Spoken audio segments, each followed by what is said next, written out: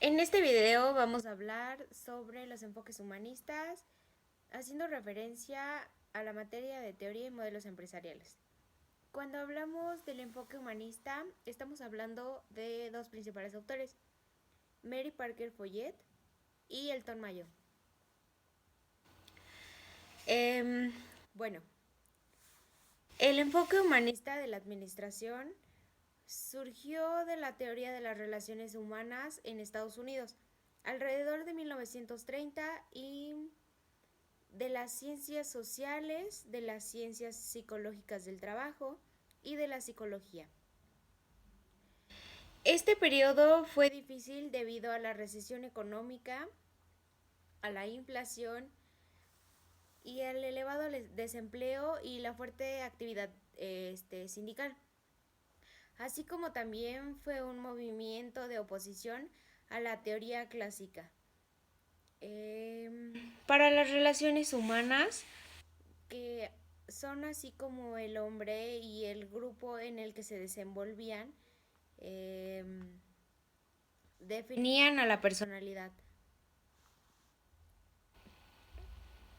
Tuvo mucho que ver en el enfoque y la organización del trabajo en su punto de partida, y este se basó en estudios realizados en Chicago, que contribuye al movimiento de reacción.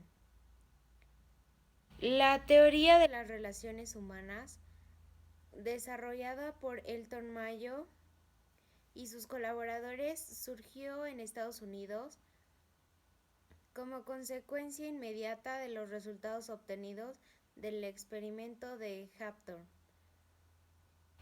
Fue un experimento básicamente de, de un movimiento de reacción y de oposición a la teoría de la administración, como antes ya se hacía referencia. La teoría de las relaciones humanas tiene un origen en un contexto gracias a una serie de hechos, tales como la necesidad de humanizar y democratizar la administración, como las ideas de la filosofía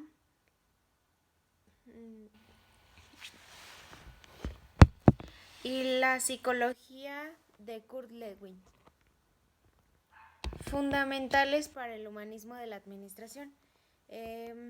También el desarrollo de las ciencias humanas, haciendo énfasis en la psicología y en las conclusiones del experimento que fueron dadas entre 1927 y 1932, supervisadas por Elton Mayo. Esta teoría cuenta con la necesidad de humanizar y democratizar la administración para el desarrollo de ciencias humanas como la psicología y la sociología. Esta misma pretendía un enfoque en lo que la teoría clásica no logró. También pretendía una armonía, una eficacia para ayudar a las empresas a un manejo eficiente de los recursos y de sus organizaciones. La teoría de las relaciones humanas se basa de una necesidad, la cual era compensar una fuerte tendencia a la deshumanización del trabajo. Así como en anteriores etapas ya se había visto, se inicia con la aplicación de métodos rigurosos y científicos precisos a los cuales los trabajadores debían someterse forzosamente. Las cuatro principales causas del surgimiento de la teoría humanista se basa en el desarrollo de las llamadas ciencias humanas, también en las ideas de la filosofía eh, pragmática de John Dewey, en la psicología dinámica de Carl Lewin, en las conclusiones del experimento de Hampton y en la necesidad de humanizar y democratizar la administración. La teoría de las relaciones humanas se enfocaron en estudiar la opresión del hombre a manos del desarrollo de la civilización industrializada. Su principal precursor fue Elton Mayo. Él se enfocó en el trabajo colectivo para un ritmo de desarrollo progresivo. Elton Mayo se preocupó por la numeración. En algunos rasgos del enfoque humanista son clasificados en cuatro. El primero es considerado como el conflicto, como cuestión patológica, disfuncional y exógena de la empresa, que es una unidad de interés compartido entre el trabajo y el capital. El número dos, se considera que las relaciones humanistas en el trabajo constituyen una alternativa mediante el fomento de una comunicación fluida, el reparto de beneficios materiales, símbolos e incentivos. El número 3 se basa en fomentar la dinámica de los grupos y aspectos informales de las relaciones para la jerarquía de la empresa, en donde la empresa pasa a ser una organización social a una compuesta de diversos grupos sociales, informales, y estos mismos son compuestos por alianzas que no son estructuradas de manera formal y no son determinadas por una organización social. Estas funcionan como formaciones naturales de un entorno laboral que pueden tomarse como respuesta a una necesidad entre el contacto social. Los aportes que, que el enfoque humanista se pueden considerar algunos como la importancia del comportamiento de los empleados, como la importancia sobre la recompensa y la importancia de los grupos, el contenido de cargo de cada trabajador. Los precursores del enfoque humanista también fueron como Mary Parker Foller. Ella decía que los aspectos personales merecían atención personal y que su nivel de producción es el resultado de la integración. Haciendo una comparación entre la teoría clásica y la teoría de las relaciones humanas, podría decirse que la teoría clásica se enfocaba en la trata de la organización como una máquina, en énfasis como en tareas, tecnologías, se inspiraba en sistemas de ingeniería, en una autoridad centralizada, en líneas claras de autoridad, en especialización de competencia técnica, en acentuada división del trabajo, en confianza en reglas y reglamentos y una clara separación entre líneas y el staff. Mientras que la teoría de las relaciones humanas trata sobre la organización y el grupo de personas, que hace énfasis claramente en las personas, se inspira en un sistema de psicología, en la delegación de plenas autoridades, en la autonomía de un trabajo para los mismos trabajadores, en la confianza y la apertura. También hace énfasis en las relaciones humanas, en la confianza de cada trabajador, en la dinámica grupal y en la dinámica interpersonal. Vamos a darnos paso con algunos de los autores. En primera parte integramos a Mary Parker Foller. Ella hacía énfasis en las relaciones humanas, al igual que el mecánico u operativo en gestión. Su trabajo contrasta demasiado con la gestión científica de Taylor. Promovió a los Gilbert. Ella se interesó en los estudios de tiempo y movimiento.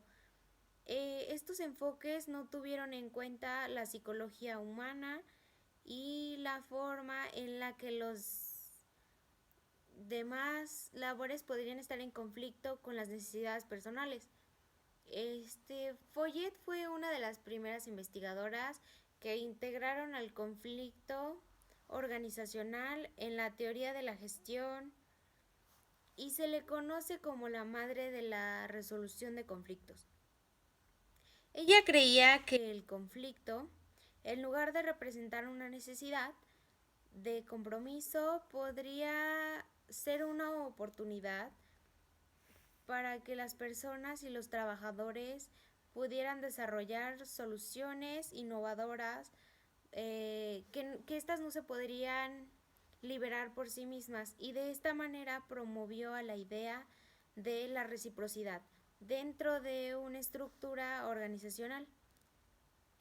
También afirmaba que los trabajadores poseen conocimiento pertinente y entonces ellos podían tener el control del proceso del trabajo que realizaban, y que los gerentes podían comportarse como facilitadores e instructores y dejando a un lado la supervisión. Y también dio paso a las funciones cruzadas, que miembros de distintos departamentos colaboraran en equipos multidisciplinares para cumplir con proyectos. Con estos postulados, Mary Parker Follett se adelantó a los actuales equipos autodirigidos. Follett también expuso la importancia de las metas superordenadas para reducir el conflicto de las empresas. Su trabajo tuvo mucha aceptación entre los hombres y mujeres de negocios de su época. Asimismo, Follett también abordó problemas muy actuales: la ética, el poder y la forma de dirigir a sus empleados con un mejor esfuerzo. Y ahora vamos a incluir a Follett y a Bernard, quienes fueron los primeros defensores de la teoría humanista, que ellos daban prioridad al conocimiento de la conducta, de las necesidades actuales y de sus actitudes en un lugar de trabajo, así como las interacciones sociales y procesos de grupo. Ellos dejaron a un lado la mecanización de empleados y de procesos para dar paso al trabajo colectivo y a la organización y sobre todo las metas. Como un segundo autor se considera a Elton Mayo. Con Elton Mayo abarcamos todavía la teoría humanista. Fue un teórico social, psicólogo y sociólogo especializado en la teoría de las organizaciones, las relaciones humanas y el movimiento de las relaciones humanas. La idea principal de este sociólogo fue modificar el modelo mecánico del comportamiento organizacional para sustituirlo por otro que tuviese más en cuenta a los sentimientos, las actitudes, la complejidad motivacional y aspectos de un sujeto humano. Cuando se habla del Elton Mayo, por ende, también hablamos del experimento Hawthorne. Este experimento constó de una famosa serie de estudios sobre la conducta humana en situaciones de trabajo, en diferentes condiciones de trabajo. Cada una fue adecuada dependiendo a lo que quería saberse en ese momento. Esta serie de procesos fueron efectuados en la compañía Western Electric entre 1924 y alrededor de 1936. Con el tiempo fueron conocidos como estudios Hawthorne, porque muchos de ellos tuvieron lugar en la planta Hawthorne de Western Electric. Esto fue cerca de Chicago. Los estudios pretendían investigar la relación entre el nivel de iluminación de un trabajo y la productividad de los empleados. Con relación a esto, con este experimento se pretendió conocer la eficacia del trabajo del trabajador en ciertas condiciones laborales, como en su momento lo fueron la iluminación, el aire, el calor y otros factores externos, entre otros. Este proceso contaba con 4 etapas. La primera tenía que ver con los operarios y estos se dividieron en 2 grupos. El primero trabajó con la mejor iluminación y mejoró su productividad. Lo sorprendente es que el segundo mejoró su productividad, aún no teniendo las mismas condiciones. La segunda se dividió en 2 grupos, para ser exactos. El primero se mejoró las condiciones del trabajo, mientras que en el segundo no. En la tercera etapa, Elton Mayo y sus colaboradores, en vista a los resultados del experimento, decidieron realizar una entrevista, ya que los factores físico-ambientales no eran lo único que influía en esta época, sino también factores psicológicos que eran necesarios conocer para la organización. Para finalizar y en conclusión, estos se habían dado debido al origen y el comportamiento de las personas en las empresas y en el trabajo en donde se desenvolvían. Concluyeron también que influye en la administración moderna hasta el punto en que los administradores debían de realizar estudios para cómo obtener unos mejores resultados. Elton Mayo y el grupo de colaboradores aportaron orientaciones importantes, como lo fueron las siguientes. La teoría de las relaciones humanas contraponían al hombre económico, al hombre máquina o al hombre social. El número 2 se considera como el comportamiento obedece a causas que el mismo hombre origina a las necesidades de estas tipologías. Y el tercero podríamos considerarlo como, como el comprobamiento de que la persona no está determinada únicamente por las capacidades físicas o mentales, sino también por las normas sociales y las expectativas sociales que esta persona tiene. En conclusión, así es como la teoría humanista aportó a esta sociedad actual en la que nos desenvolvemos, y podemos encontrar todavía rasgos de esta, obviamente pues ya modificados, pero sin una base nada de esto pudiera haber sido posible. Yo creo que fue un fundamento base para una buena organización y un crecimiento como sociedad, pues ya que la economía, la administración y la empresa y el trabajo es el medio en donde nos desenvolvemos y es una base para el desarrollo social.